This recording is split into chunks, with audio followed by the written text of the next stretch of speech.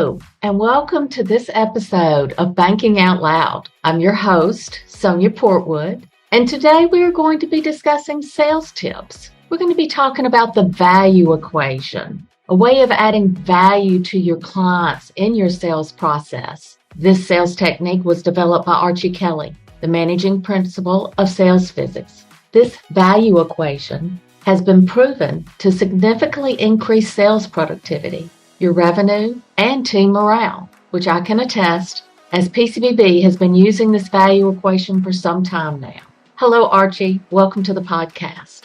Well, thank you, Sonia, and it's certainly my pleasure to be on the call with you today. And looking at your bio, you've been in the financial industry for over 35 years. You've held leadership and sales leadership positions at both large and small community financial institutions. And in the middle of all that, you retired briefly, and that's when you created the value equation. That's the formula that when you returned to banking, allowed you to coach and lead teams to achieve extraordinary results by significantly increasing sales productivity, revenue, and team morale. To get us started, let's first talk about how you got where you are today, what led you to banking, and developing this value equation. I've worked together some, and I'm not sure you even know this, but growing up, I was kind of a closet physicist, if that makes any sense. As a little kid, we only had 4 channels on television back then. So I would spend part of my summers watching science documentaries on MeTV or public broadcasting. And I was fascinated by some of the things that I saw and how scientists and physicists would use simple equations to explain very complicated mysteries of the universe. So I kind of carried that with me, but I never could figure out how to make money being a physicist, so I decided to go into banking and finance. But a couple of things impacted me very early on. And one of those things was this kind of sales cliche that a lot of us hear: if value is greater than price, people will buy. And that's a true statement, I guess. But what happens is, so you think, well, why do so many people still sell on price versus selling on value? Well, to me, it was pretty simple. Everybody understands price. Very few people have a broad and in-depth understanding of what value is. It tends to be a very, kind of a shallow understanding. And that's why so many folks and so many organizations sometimes rely on price to win business. And one other thing impacted me when I first got into sales and sales leadership was I was at a large bank, and we had a big meeting. We had probably 200 or 300 people in the room. And the executive of our division got up in front of the group and said a lot of things, but the one thing that he said that struck me was, hey, everyone, we want you to go out there and sell on value, not price. Our margins are tight. We've got to expand our margins. We've got to not discount price. So we need you to sell on value, not price. Now, of course, I'm sitting there thinking, okay, I understand price. He's about to tell me what value is. And he never did. And the meeting ended, and it was like, okay, we're all going to go out there and sell value. And not that we didn't go out and have success, but that was one of the things early on that got me curious about what is value. So we were always in search of what is value? How do we create it? But never got any real formal training on what it meant and how it worked. Got a lot of training over the years, but never specifically around that comment, sell value, not price.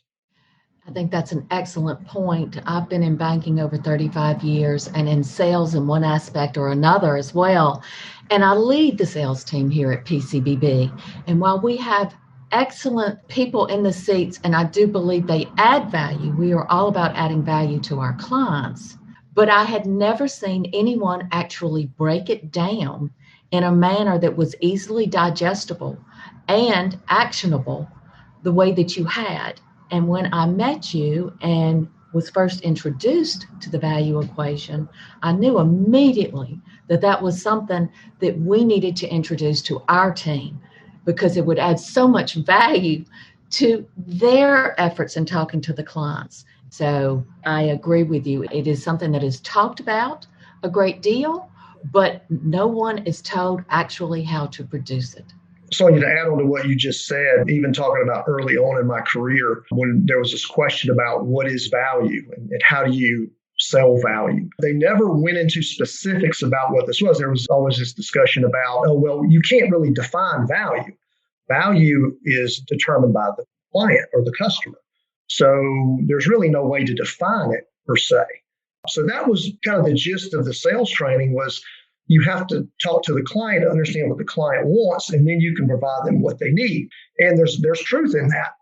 But it still didn't resolve the issue, at least in my mind, what value was, how it worked, and so forth. And then that 2 years that after I retired from Bank of America, that 2-year period is when we really, me and a colleague really delved into what value was about, how it worked, and really created what we think is a very precise, simple understanding of what it is, how it works, and then how it can be executed upon for folks to really get the kind of results they're looking for. So, Archie, what is the value equation? Well, Sonia, the value equation is a way of defining value in terms of how the client views value. There's a lot of different definitions of value out there for different industries and so forth. But in terms of a client looking to do business with a bank or looking to do business with a partner or a vendor or something of that nature, how the client views the world is obviously extremely important. And the value equation describes that specifically. And what drove us to develop it was, I know this may sound kind of strange, but what drove us to develop it was the search for truth. We had been told all sorts of things through training throughout our careers, and it never really quite resonated with us. And we saw what was working and what wasn't working in terms of our own careers and the careers of our peers and other banks as well. And we took kind of a broad approach, and then we narrowed it down to the things that really speak to how the client is viewing the world. So, Archie, I would ask you, how do you describe or define value? In terms of defining value, I think the first thing we start with is the 4 steps to creating value. Because once you kind of see that in context, then it makes a whole lot of sense in terms of why it's so important to create value. The first one is defining value. The question you just asked me is, if you can't define value, how can you create it consistently and be able to ultimately deliver the maximum value that you want to deliver to your clients? So it all starts with understanding how to define it. Okay, and we'll talk a little bit more about that in just a minute. The second step is creating values. It's your sales process. Okay. The third step is, how do you present value? How do you communicate value? So you've defined it, you've created it through your sales process. You then have to be able to communicate it effectively and coherently and simply to a client so they understand what it is you're delivering to them. And then lastly, it's then how do you deliver that value? How do you as an individual and as an organization deliver the value? And a lot of that is about everyone in the organization understanding these concepts and where they fit into delivering value to the client or the customer. Now, as far as specifically how to define value, there's 2 types of value. There's fundamental value, which we all kind of innately are looking for as human beings. And then there's specific value. So the fundamental value is what we refer to in the value equation, is what we explain in the value equation. Specific value is more about the client's goals, their needs, the challenges that are preventing them from achieving their goals. So it's specific to that client and can change pretty dramatically from client to client, and how these 2 things kind of intertwine in the sales process. The client sometimes blends the 2 together. So understanding both and how to execute around both, and how both fundamental and specific value help you win deals. Most sales training you'll see in coaching is around specific value.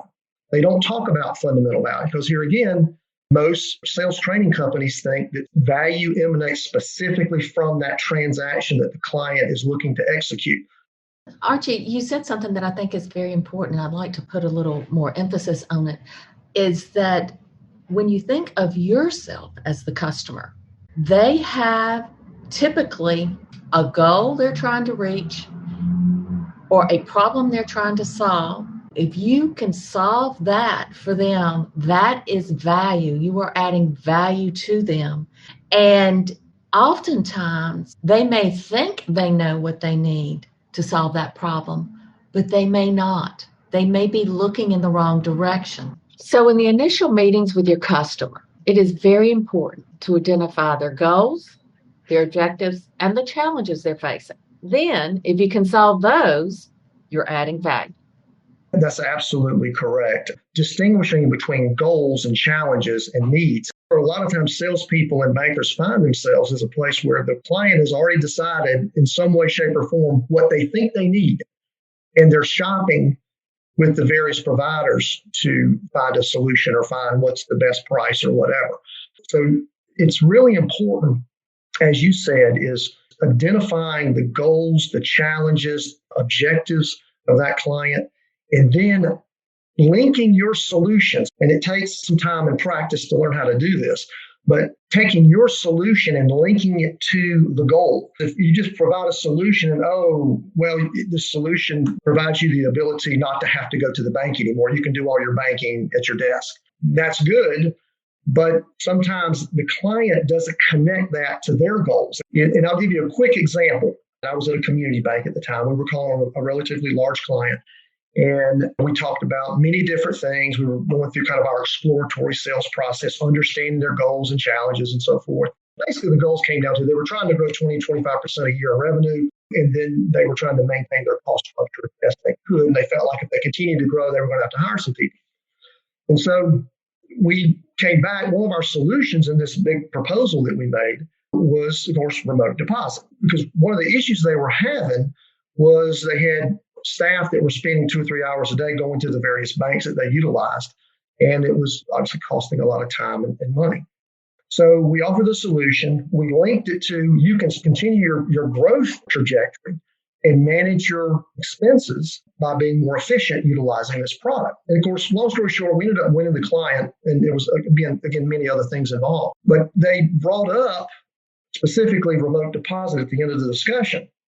And they said, our current bank was out here about 6 months ago and told us about this product. And of course, I'm thinking my bubble just got deflated because I thought I was really smart, finding a solution for them and linking it to their goal. And I said, well, why didn't you do it? And the owner said, well, they presented it as if they just didn't want us coming down to the branch anymore. In other words, she perceived it as the bank was doing themselves a favor by offering the product. And it was the exact same product, basically the same price. We linked it to the goal, which resonated. We won the business. The other bank lost a good client because they just came out and pushed a product. That's the difference. And not everything's that simple, but it manifests itself in so many different ways in so many different client interactions. How did you feel you were able to identify the actual goal in the conversations? What did you do to identify that goal? Well, it's hard to cut corners. You have to build the rapport. You have to establish some sort of trust. You have to ask them if it's okay if you ask questions, because you want to know how we can potentially help them and create value for them. And once they give you the okay, then it's kind of open season. Then you can start asking these questions about what are your goals and challenges? How do you think you're going to achieve those goals over the period that you're looking to achieve the goal you're interested in? So it's really a matter of just kind of normal dialogue, being authentic, not being salesy at all, but being interested in helping them and trying to help them achieve the goals they want to achieve, not to sell a product, because that's what they assume, because when bankers show up or salespeople show up, they know ultimately that's what you want to do. But taking a step back, being patient and focusing on what's important to them, that really is key. Because the more you know about the client, the more opportunities to potentially help them be successful and to create the value they're looking for. So as we go through fundamental value, which again is the value equation, it's made up of 6 elements. And those 6 elements interact with each other. Now, number 1 is relationship. Okay. Whether you're a small bank, a large bank, you have to build relationships. Now, all these organizations do it maybe in a slightly different way, but establishing some type of relationship. The next element after relationship is monetary and financial benefit. That's not just price. Price is a subset of that particular element. Monetary and financial benefit is kind of all encompassing. It's all the different ways we can help a client or a prospect save money or make money, positively impact their financial ratios, anything to do with the financial side of their business and how we might be able to positively influence that. From a purely value perspective, the clients, although it may seem like it, they just want to know what the price is. That's not really their objective. They want to know how this is going to affect them financially. If you're focused on price, you're in a position of competing on price and being kind of in a commodity sort of situation. It is very hard for some people not to talk about price. And if someone is struggling with that, and how do I introduce price? When do I bring it up? How would you coach them? I would tell them that price is important. There's going to be a time for that. But the first thing is I need to understand what their goals and challenges are, how they currently do things. What is it that they think they need in order to help them achieve the goal or thing that they're trying to achieve? Do you ever find in talking to a customer that you never bring up price? Well, the answer is yes. I've had many situations where we never shared the actual price, the product price that we were offering. It was in the context of the overall benefit to the client financially. Staying away from price and focusing on value, financial value holistically is where you want to be, because it takes you out of the commodity discussion and being more viewed as a value creator. Right, because it doesn't matter to the client whether you're saving them money or making them money, it's the same. Correct. Now, we had the price there with us when we were doing our presentation. So if they asked specifically for the price, we could have given it to them, but they never did. They were satisfied that we were going to save them X amount of money because we were going to make them more efficient. And so they were more interested in the holistic, what am I going to make? What am I going to save? Right.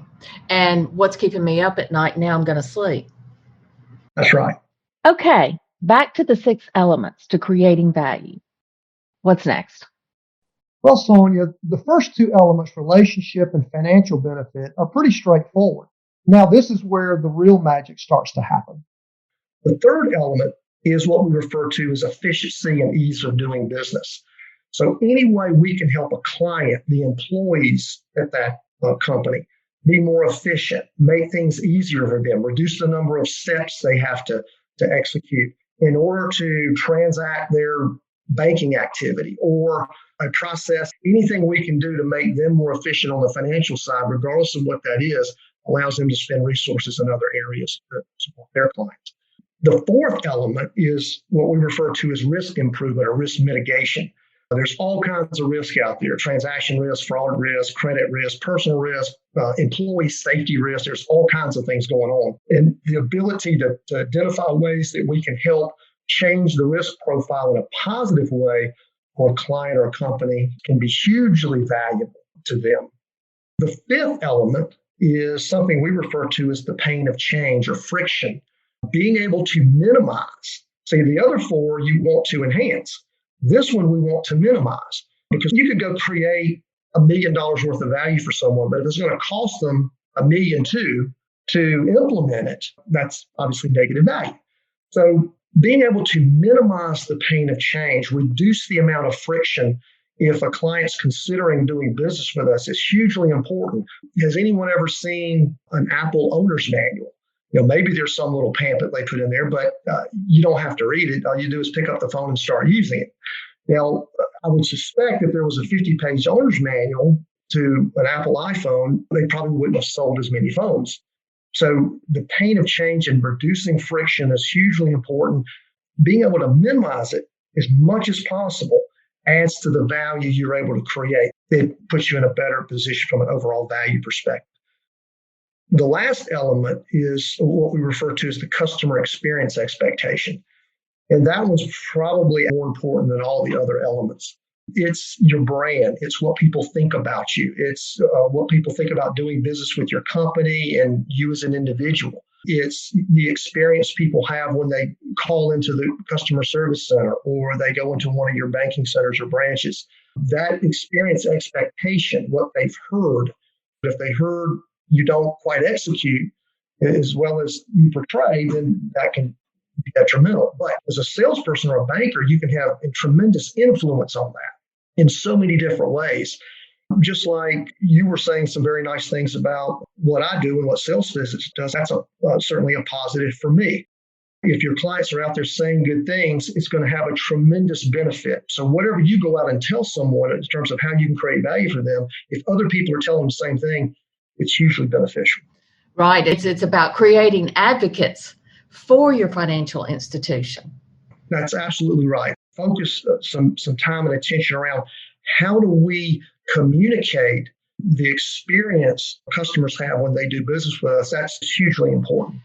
That's a great point. And one thing that is included in your value equation, which I think also makes it very unique to sales training, is that your organization understands the value equation, because it takes everyone recognizing that they play a role in the ultimate customer experience. That's right. That connects everyone together. We refer to it as the language of value. If everyone's using the same language, it creates a culture of value. And that's one of the things that we try to promote is it's not just about sales. Sales is tremendously important, but how do you then live up to all of the things that you're telling folks? You then have to execute. And if the folks in the call centers and the folks in operations and in administration and compliance all understand this concept of value and what their role is in that delivery of value, it creates tremendous benefits across the board. The salespeople appreciate it because they don't feel like they're just out there talking. Everybody's talking from the same sheet of music, so to speak. And it can be very powerful. Right. I agree with you 100%. I would imagine that it's important that the president or the CEO of the organization is buying into the value equation. I think one of the keys to the organization being able to implement this culture of value is it does start at the top. It starts with the CEO establishing that this is how we want to communicate. This is how we want to talk to clients. We want to talk to each other and our clients in this language of value. Again, it can be very powerful, but it does start, I think, with the top. Now, one of the things I've seen done, and I've done this myself, and how you actually execute this from a management perspective is when I've walked into a sales meeting or a pipeline meeting and people are talking about what clients they're working on, what prospects they're working on, invariably there's this percentage to close, the 25% chance of closing, the 50% chance, the 75% chance, and so forth. And I've always been fascinated around that as well. What does 50% mean or what does 75% mean? What I like to do is I like to just question, okay, well, we have a 75% chance of winning this opportunity. Why do we think that? What value have we created that leads us to believe we've got a 75% chance to win this, or a 50% chance? What have we done specifically around developing the relationship? What have we identified from a financial benefit perspective? What have we learned and what have we identified as points of efficiency for this particular prospect or client that we're working with?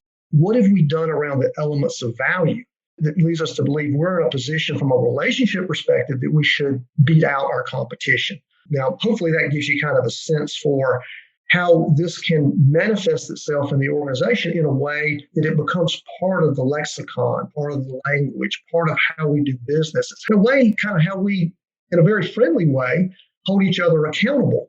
Because I can assure you, once an executive walks in and starts asking questions around these elements of value, people start going, oh, they're serious about us talking and executing and delivering in terms of value. It's not just business as usual anymore. So you've worked at the larger banks and you've worked at community banks. And oftentimes community banks find themselves competing against the larger banks. Is there any advice that you can give our community banks on yes, or that may give them a little bit of an advantage, or just something that may help them when they are competing against the large money center banks? Mm-hmm. One of the things that I think community banks have an advantage on, if they take advantage of it, is communication. I'll give you an example of what I mean by that. We were calling on a large law firm, and they were with a very large bank, and they were using not all of their services, but they were using quite a few services, their online banking, and they were doing all kinds of functions with their online banking and so forth. And so, long story short, we got to the point where we were doing a demo of our services, our online package. And we had a very in-depth conversation where they were asking questions. We were showing them different ways to do things and so forth. And we got to the end, and they said, wow, we can't believe this. Your platform does so much more than our current bank. And of course, I knew who their current bank was, and it was the top 5 bank in the country. And I was thinking to myself, okay, us as a $4 billion community bank has more capability, or she thinks we have more capability than her existing top 5 money center bank. And I knew that wasn't true because I knew how much money they spent developing their product. But we took the time to listen to what they were trying to do and communicate with them on how to do it. If you want to compete against the big banks, their vulnerability in many cases is they have a lot of customers and they have difficulty communicating what they can do to those customers. That is absolutely true. And I'm glad that you brought that up. And it should help build some confidence when you are competing against a product that may be superior to yours. That's right. So, Archie, I know you've worked with a number of community banks, including PCBB. I would like you to talk a little bit about another community bank that you've worked for and what they were looking for and what you were able to assist them with. What did that process look like and what was the end result? Okay, this one is one that takes in a lot of parts of the value equation. The banker had gone out and called on the client, and there's a very strong relationship between that particular company and their existing bank. They almost didn't pursue it because there was board relationships between the law firm that both the existing bank and the client utilized. They decided to pursue it and execute the value equation. And what they did is they went through and understood what the goals were, what their challenges were, what they were trying to accomplish. They were looking at the value elements, and they were saying, we need to see if we can find other things this organization is doing that maybe potentially interact with some of these value elements. Well, they decided to pursue a discussion around some function that was about 5% of their business. It was the cash processing. This company had gone from processing a lot of cash to processing very little cash. The problem is that how they were processing it hadn't changed in many years. So what was keeping the CEO up at night was they had 4 locations that cash was still coming in from. And they had kind of a very antiquated way of processing it. And then someone from that location would drive a fair distance to deliver that cash to the bank. And the CEO was almost weekly had kind of a concern that something was going to happen. One of his employees was going to get robbed. And so there was a lot of concern and risk associated with that process. So, of course, the team took that under advisement, put their whole presentation together, came back and had a smart safe solution to secure the cash in the smart safe and then electronically transfer those funds to their bank account versus someone having to go deliver that to the bank. That solution won them the entire deal. And it was only 5% of their business activity. But it was so important from an employee safety standpoint. That was what drove the decision. So that's how powerful it can be. And sometimes it's a very small thing. Many deals are won on the margin. Winning at the margin is a great example of how the value equation can make you successful. True. So everybody gets the 80 or 90% right in most cases. It's that many cases decisions are decided on the margin. And it may not be big in dollars and cents, but it could be big in terms of things like risk, efficiency, and so forth. In your experience, could you give us a couple of ideas about what works and what does not work when you're dealing with a client or a potential client? I think one of the things that works almost across the board in every scenario is be authentic, be curious. Clients and prospects like to talk about what they're doing. So asking the right questions is probably more important than all the product knowledge in the world. I mean, product knowledge is very important, but clients tend to evaluate us on the questions we ask. I have been a buyer, and That's one of the things that would frustrate me. Don't make assumptions that you know what the client needs before they tell you what they need or what their goals are. I think we mentioned that earlier, but being patient. Don't focus on the sale. Focus on helping the client. Changing financial partners is a big deal. And companies, particularly the larger they get, they don't take that lightly. So being patient, being focused, creating maximum value is the way to go, I think. The last thing I'll say is the ability to communicate value effectively and coherently. You can go have a lot of interactions with clients. You can ask a lot of great questions. You can come up with a lot of solutions, but being able to put it all together in a simple, easy to understand format so that they can see, okay, this is the relationship value I'm going to achieve. This is the financial value I'm going to achieve. This is the points of efficiency that this financial institution is bringing to my organization. And then how does that value impact them being able to achieve their goals? If you can do that in a presentation, that has a tremendous impact on the client being able to connect the dots. That's an excellent point, Archie. You've got to ask the questions. You've got to figure out what their goals are.